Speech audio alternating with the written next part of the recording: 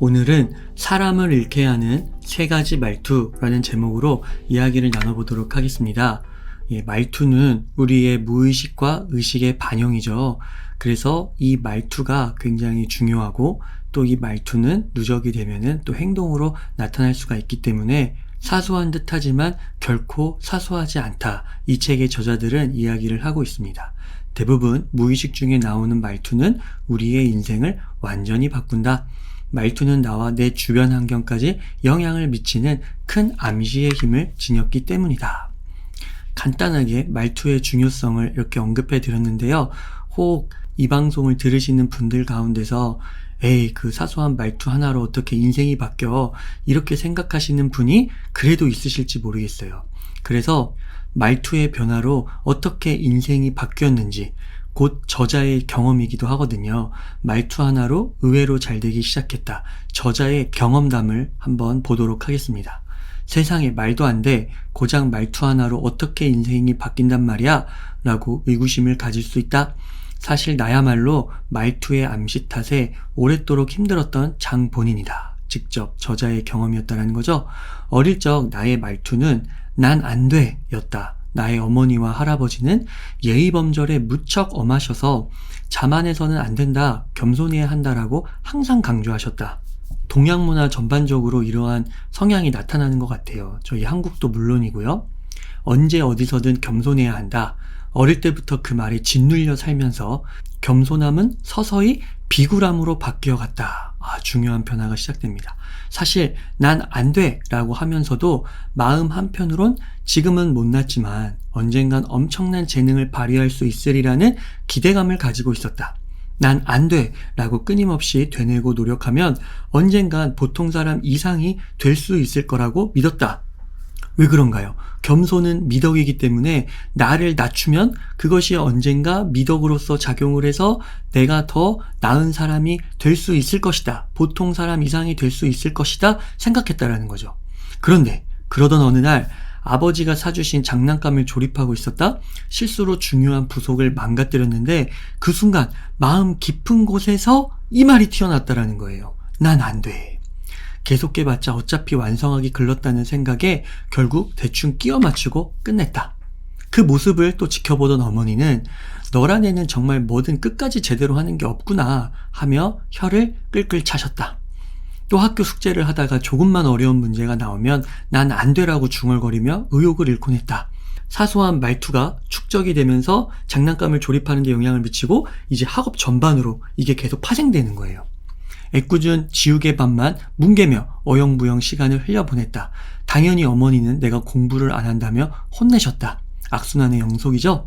이런 일이 거듭되자 나는 어떻게 되었을까? 언젠간 잘 되리라는 기대감은 사라지고 뭘 해도 안 되는 진짜 못난이가 된 것 같았다. 분명 나를 낮추고 겸손함을 추구했는데 왜 더 안 좋은 결과만 나온 것일까? 정신이 들고 보니 나는 비굴하고 소극적이며 무엇 하나 꾸준히 하지 못하는 어른이 되어 있었다. 말투의 암시는 나의 성격마저 송두리째 바꿔놓은 것이다. 이 저자분이요. 지금은 25년 동안 7만 7천 명의 웃음을 찾아준 일본의 대표적인 심리 카운셀러이고요. 또 해외 유학도 다녀오시고 도쿄 정신의학 종합연구소에서 연구활동도 활발히 하셨던 분이거든요. 그런데 이분의 과거가 이랬다라는 것입니다. 자, 그런데 이분이 어떻게 해서 그 어렸을 적에 난 안 돼 라는 최악의 경험에서 이렇게 일본의 대표적인 심리 카운셀러가 될 수 있었을까요? 이 중간에 변화의 계기가 있었다라는 겁니다. 자, 그것도 말투에서 시작되었다라는 거예요. 계속 보겠습니다. 그런 비굴했던 나에게 어떤 변화의 시기가 찾아왔다. 대학 시절 선배와 이야기하던 중에 대학 시기의 변화가 찾아왔네요. 사람을 통해서. 무슨 일 때문인지 나도 모르게 난 형편없는 인간이에요 라는 평소 말투가 튀어나왔다. 그 말을 들은 선배가 그냥 지나치지 않은 거죠. 넌 그런 점이 문제야 라고 지적을 했다. 나는 속으로 또 혼나겠다 싶었다.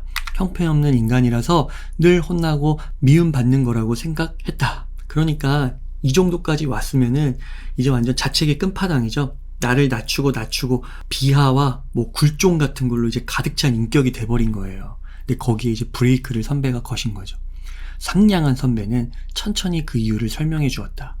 들어보니 선배가 화를 낸 이유는 내 생각과 전혀 달랐다. 뭐든 잘하면서 매번 형편없다고 말하니까 짜증이 난다는 것이었다. 냉정하게 돌아보니 나를 분발시키고자 했던 말이 어느새 부정적인 암시가 되어 뭘 해도 안 된다며 포기하는 나를 만들고 있었다. 더 나쁜 건 스스로 형편없다고 생각하면서 마음 한편으로는 난 사실은 형편없지 않아, 대단해라고 무의식 중에 주의를 깔보기까지 했다. 나의 말투 뒤에는 재능을 꽃피우고 싶은 욕망이 숨어 있었다. 그러니까 무의식과 의식이 상반되게 존재했다라는 거죠. 이게 잘 잃지만 된다면 이게 더 얼마나 폭발적으로 더 긍정적으로 영향을 미칠 수 있을까요? 자, 이것을 이제 깨달은 겁니다. 이것을 깨달은 후부터 난 안 돼라고 말할 만한 타이밍에 잘할 수 있어 라고 말해 보았다라는 겁니다. 자, 그 후로 이제 이 저자에게 엄청난 변화가 일어났습니다. 잘할 수 있어 라고 나직이 속삭였을 뿐인데 늘 읽다가 포기했던 교재를 끝까지 읽을 수 있었고요. 유학을 가서도 심리학 전공을 했는데 심리학 과제 앞에서도 위축되지 않고 다시 써서 틀려도 또 도전하고 제출했다라는 것입니다. 또 그때까지 친구들이 먼저 말을 건 적이 없었는데 배구팀에 들어오라거나 같이 술을 마시러 가자며 말을 걸어왔다라는 것입니다. 자, 저자의 경험. 무엇이 결정적이었나요? 바로 말투입니다. 단 한 가지, 말투만 바꿨을 뿐인데 나도 주위도 이렇게 달라지니 하루하루가 놀라움의 연속이었다. 그러니까 아주 작은 습관의 힘인 거예요. 사소한 습관을, 그 변화를 누적시키자 이제 그 말투가 행동이 되고 행동이 인격이 되고 인격이 운명을 바꾸게 된다는 것이죠. 그 말투 탓에 지금껏 얼마나 손해를 봤을까 생각하니 억울한 기분이 들 정도였다. 그런 부정적인 기분마저 이제 잘할 수 있어라는 말로 바꿔버린 거예요. 그랬더니 더는 과거에 연연하지 않게 되어 즐거운 미래를 상상할 수 있었다. 그래서 이제 77,000명의 심리 카운셀러가 된 곳이고 도쿄 정신의학연구소의 또 연구원으로서 활발히 활동을 하실 수 있게 된 거죠.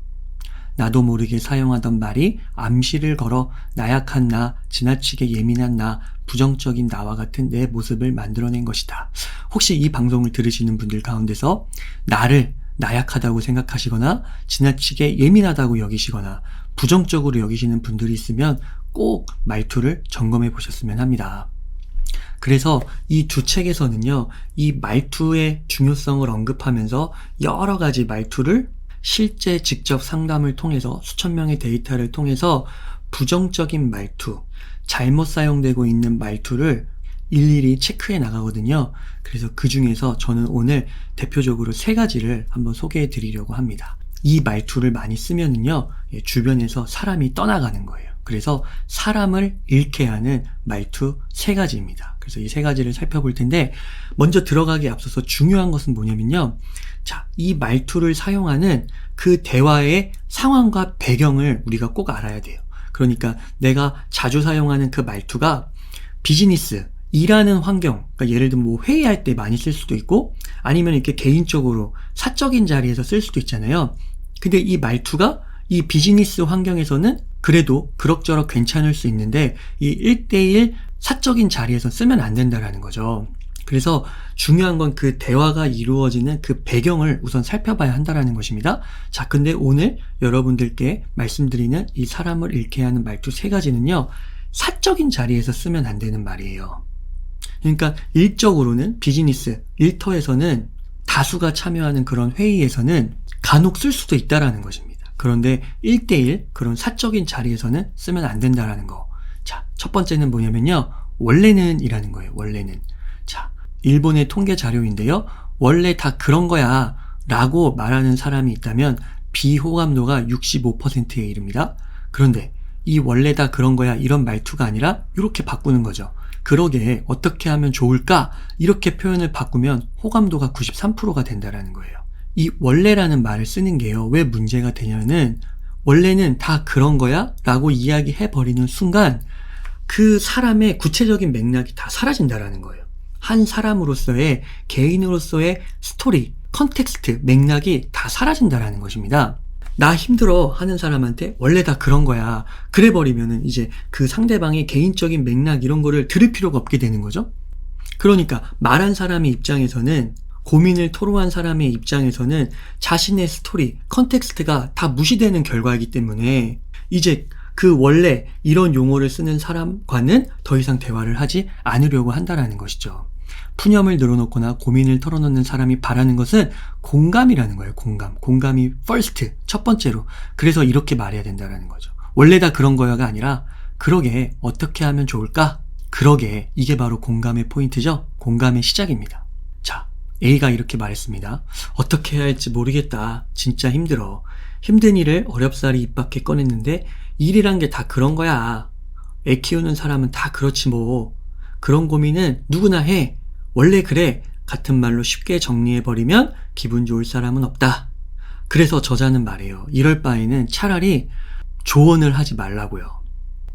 그러게 어떻게 해야 할까? 어떻게 하고 싶어? 이렇게 응대를 해야 되는데 이것을 못할 바에야 원래를 쓸 거면 차라리 그냥 입을 닫고 있으라는 거죠. 입을 닫는 게 중간은 간다라는 거예요. 자, 그래서 원래라는 말을 사용할 때는 굉장히 조심해야 된다. 자, 두 번째 사람을 떠나게 하는, 잃게 하는 말투는요, 그러니까예요. 그러니까 이런 말은 이제 상대방의 말을 듣다가 요약할 때 이런 말을 쓰죠. 자, 근데 말을 요약해버리면은요, 무시당한다고 느낀다는 거예요. 자, 일본의 또 통계 자료인데요. 그러니까 뭐뭐란 거잖아. 이렇게 요약을 해버리면 비호감도가 70%까지 상승합니다. 원래보다 5%가 더 상승했네요. 그러게 진짜 힘들었겠다. 또 공감이죠. 이렇게 하게 되면은 이제 호감도가 90%까지 올라가는 거예요. 이 요약을 하면은요, 언뜻 상대의 이야기를 잘 듣는 것처럼 보이기는 하지만 실제 상대방이 느끼는 감정, 통계적으로 나온 비호감도 수치는 정말 높다라는 거죠. 자, 대화의 예입니다. 시어머니가 아이를 보고 싶어 하셔서 주말에 자주 집에 오시거든요. 다음에 오시라고는 말 못하겠고 이래저래 난감해요. B가 말합니다. 흔히 있는 고부 갈등이군요. 간단해요. 문제는 말이죠. 요약하기를 조심해야 된다. 그러니까 상대방의 이야기를 잘 들었는데 그 다음에 그러니까 뭐뭐란 거잖아 라고 이렇게 말끔히 요약하는 게 사적인 자리에서는 피해야 한다라는 것입니다. 자, 이게 공적인 자리나 뭐 비즈니스, 일, 다수가 참가하는 회의 같은 자리에서는 괜찮을 수가 있어요. 그리고 이렇게 요약을 잘하면은, 정리를 잘하면은 이제 오히려 주변으로부터 머리가 좋다, 정리를 잘하고 분석력이 뛰어나다라는 식의 평가도 받을 수 있다고 말합니다. 그렇지만 이 사적인 대화를 나눌 때요, 1대1로 대화를 나누는데 이렇게 요약을 해버리면은 이제 말하는 입장에서는 힘이 쭉 빠진다라는 거죠. 말하는 사람은 그저 고민을 털어놓고 소소한 일상을 공유하고 싶다는 마음이 있을 수도 있는데, 그런데 여기에 그러니까 뭐뭐란 거잖아, 정리해보면 문제는 이거야 라고 한껏 신이 나서 요약을 해버린다면은 오히려 자기 잘난 맛에 사는 사람이군 이라고 오해하고 그 사람을 떠날 수가 있다라는 것입니다. 그래서 요약을 섣불리 하는 거는 상대방의 마음을, 감정을 무시하는 행동이 될 수도 있고 상대를 가르치려 드는 것처럼 비춰질 수 있기 때문에 조심해야 한다 라고 말할 수가 있겠습니다. 자, 마지막 세 번째, 사람을 잃게 하는 말투인데요, 의미 없어 라는 거예요. 자, 너의 생각을 들어보니까 사실 그것은 큰 의미가 없어 이렇게 말하는 거예요. 사람은 본디 의미를 추구하는 존재라고 하잖아요. 그리고 세상에 의미 없는 것은 없다고 하잖아요. 근데 대놓고 의미가 없다고 하는 거예요. 본질적으로 의미를 추구하게 돼 있는데, 또 의미 없는 것은 없는데 의미가 없다. 완전히 그냥 대치되는 거죠. 그래서 이 의미 없어라는 말은 쓰면 안 된다. 사적으로 말이죠. 정말 의미가 없어 보인다면, 의미의 정도에 있어서, 레벨, 수준에 있어서 낮아 보인다면은 조금 더 완화된 표현을 쓰라는 것입니다. 이런 부분은 어떨까? 조금 더 중요한 부분이 있을 수도 있을 것 같아. 이렇게 말이죠. 사람은 각자의 처한 상황에서 각자의 어려움과 고통이 있기 때문에 거기에다 대놓고 의미 없어 이러면은 정말 큰 상처를 받을 수밖에 없다라는 것입니다. 내가 곧 타인은 아니잖아요. 그래서 사적인 자리에서는 선뜻 말하기보다 공감이 우선이다라는 걸 꼭 명심하고, 잘못된 말투를 쓰고 있다면 차라리 침묵하는 게 낫다. 이것을 꼭 명심하셨으면 좋겠습니다. 자, 오늘 내용 정리해 보겠습니다. 사람을 잃게 하는 세 가지 말투인데요. 자, 첫 번째, 원래입니다. 원래 다 그런 거야. 이거를 왜 쓰면 안 되냐면 사적인 맥락을 다 삭제시키기 때문이죠. 나만의 고유한 그 말하는 사람, 고민을 털어놓는 사람의 그 사적인 맥락, 컨텍스트가 있는 건데 그것이 그냥 일반으로서 원래라는 의미로서 그냥 퉁쳐버리니까 자신의 구체적인 맥락을 공감받지 못하니까 이제 그런 사람들과는 대화를 하기가 싫겠죠. 두 번째는 그러니까 라면서 섣부른 요약을 해버리는 겁니다. 공감이 우선이라는 거. 세 번째, 의미 없어. 가치의 경중을 따지는 판단자로서의 위치에 자신을 두고 상대방을 대하는 거죠. 이게 비즈니스적으로는 괜찮을 수 있거든요. 예를 들어서 기업의 어떤 수익을 많이 달성해야 되는데, 돈을 벌어야 되는데 제시되는 안이 큰 의미가 없을 수 있어요. 돈 버는 데 있어서. 그러면은 이런 표현을 조금 강하게 쓸 수도 있다고 봅니다. 또 빠른 의사결정이 필요할 수도 있으니까요. 근데 사적인 자리에서 이런 표현을 쓴다는 거는 그게 예의가 아니고 상대방의 감정을 크게 해칠 수 있다. 그래서 이 비즈니스 맥락과 사적인 맥락, 대화가 이루어지는 그 배경을 먼저 어떤 배경인지를 우리가 알고 이러한 말투를 사용할지 말아야 할지를 따져볼 수 있는 지혜가 필요하다는 것입니다. 그래서 혹시 사적인 맥락에서 이 앞서 소개해드렸던 이 세 가지 말투를 자주 쓰고 있는지 성찰해 보시면 좋을 것 같습니다.